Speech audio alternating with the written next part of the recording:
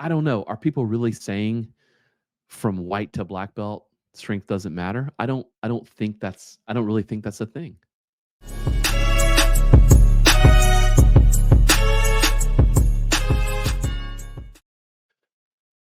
All right, let's talk about this one. A lot of these that I find are about jujitsu, Brazilian jiu-jitsu, whatever. And I'm not trying to just pick on jujitsu and the jujitsu people. That's not my point. You're probably going to take it that way anyway, but that's not my point. It just so happens that a lot of these come from this world because I think that in a lot of ways, it's while jiu-jitsu itself is as old as any martial art, Brazilian jiu-jitsu in this world, this commercial aspect of it in America is relatively newer than a lot of other martial arts that have been commercialized. Okay, so they're experiencing their things for the first time in their opinions. Okay, so this one was interesting. Your BJJ coach is probably lying to you about several things. Let's get into it. Mandatory uniforms. We are our team, so you need to wear our uniform. It's just kind of interesting how they posted this. Two actual reasons for this rule. They only give, oh, okay, I see. Profit. It's harder for students to join another gym. That I don't know that that really holds up. It's martial arts. There is a uniform usually in most um, traditionalized martial arts. There's a gi. This applies to gi. I imagine some schools have no gi, rash guards and shorts that they want you to wear. I don't know that I don't see a problem in that. And don't say that, hey, man, you own a gym and you own a dojo, so you see it that way. I don't require um, in my kickboxing and fitness classes and other martial arts we do, I don't require people to wear an official uniform. But in our karate practice, we do have a gi, and they need to buy. Uh, they need to have the gi having the school patch or whatever on it. You can get just about any type of gi. I set them up with a certain type of gi, but um, you know, there are schools. There are the schools that cater to kids and stuff like that a lot more. This is a profit center for them in their business. Um, I get that, but I don't know why it's sort of being posited as a lie. I don't think did they say lie? Yeah, they said lie specifically. I don't they're not lying to you. It's not a bad thing. Strength and athleticism, it doesn't matter. Only technique matters. Yeah, train the technique. We live in a world bound by laws of physics. A technical person can overcome and beat a more athletic person. However, if two individuals are equally as technical, the more athletic will probably win. Ask your coach to armbar a silverback gorilla if he says otherwise. I don't think they're lying to you. I think they're coaching you. Um, so far, I'm feeling a lot of arrogance from this post, but uh, as an instructor, not a jujitsu instructor, but as a martial arts instructor and a CrossFit coach, technique does matter, and you need to train that first. Early on, I've trained jujitsu for a long time. Early on, you do try to rely on your strength. I do that. When I don't know a technique, I just try to double down on how strong I use a an easier, I don't want to say easier, but something I know. Um, yeah, if we're all both equally trained, the stronger person probably wins. Yeah, I don't know. Are people really saying from white to black belt, strength doesn't matter? I don't really think that's a thing.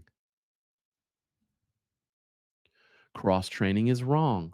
Reasons to cross train. You'll get new perspective on concepts, techniques. You'll be challenged by new people. You'll make new friends and connections. You're supporting other local business. Reasons not to cross train. If your coach is insecure, they'll feel bad you're not at their gym. This one's probably pretty accurate. Um, I don't like it when people train somewhere else. I don't think that's good or bad. It's business. I think it's hard to separate being a teacher an instructor in martial arts and the business side. I just think it is. I don't necessarily have a problem with people doing multiple things. I have several students that train other places too. I'm not everybody's head coach, but I am some people's head coach. I don't know. This is the first one in the deck that makes me think. What works in the streets? BJJ originated through Gracie challenges and the early UFC. True. Breaking and strangling karate and kung fu practitioners using basic, effective grappling, fighting each other every day to practice this.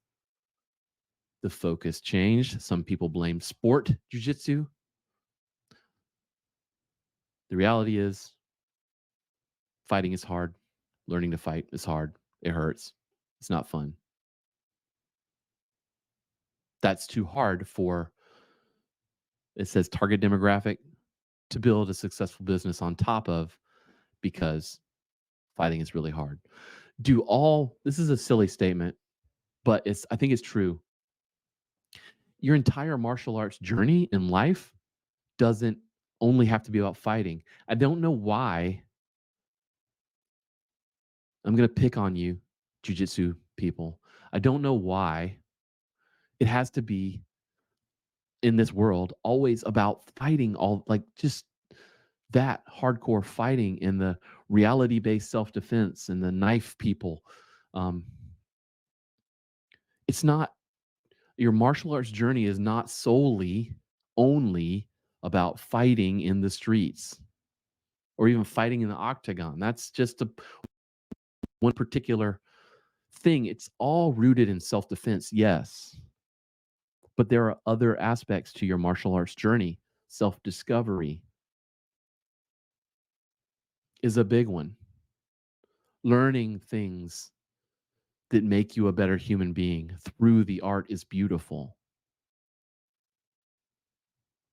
I don't know. I would just, if you're listening to this and you're anywhere in your journey, I would love to hear what you think of this one. This is a whole discussion we could get into, and I think that it's worthy of some discussion in comparison across the spectrum of martial arts. Yeah.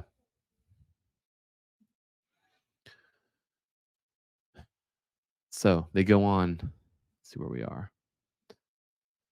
What is a business owner to do? Keep the promise of street effectiveness, but dial down the intensity. Yeah.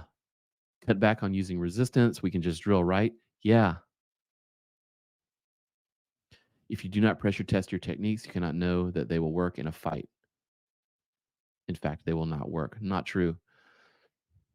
I think most people don't really know what it's like to be in a real fight.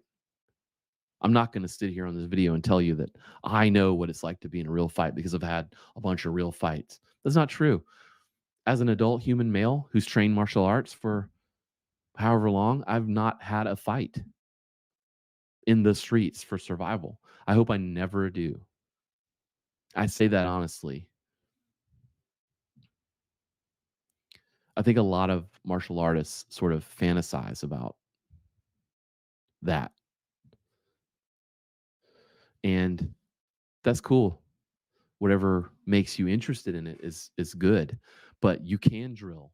You can practice without beating the living shit out of each other. You can practice without hurting each other. I love to train jujitsu in a safe, controlled environment. I've quit schools before because um, I was significantly older than the rest of the students, and they were just destroying me.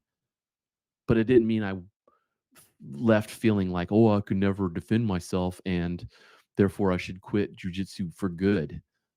That's not the point at all. I can continue to train. I'm training. I'm learning something new. I shouldn't be afraid of getting my arm broken if I'm learning an armbar for the first time. I shouldn't be afraid of being choked unconscious the first day I'm learning the rear naked choke, right? That's not how that works. So yeah, if you're a business owner, you have to keep your students safe. That is your job. It is your job to make sure that that class is safe and functional and that they're learning. And that maybe if they're ever confronted in the worst day of their life, needing to use something they've learned to defend themselves for real, they will be able to. One, because they're not hurt. Two, because they've not been permanently damaged. Three, because they've learned the technique. Four, because they've drilled the technique. Those are my opinions. Let me know what you think. This is not a bad post because it made me think and it made me uh, want to change some things in my school and in what I do. And for that, I am thankful. Thank you for the post, Compound Grappling. Let me know what you think in the comments. What's your experience been? What is something that drives you crazy? What do you think about the post? Let me know.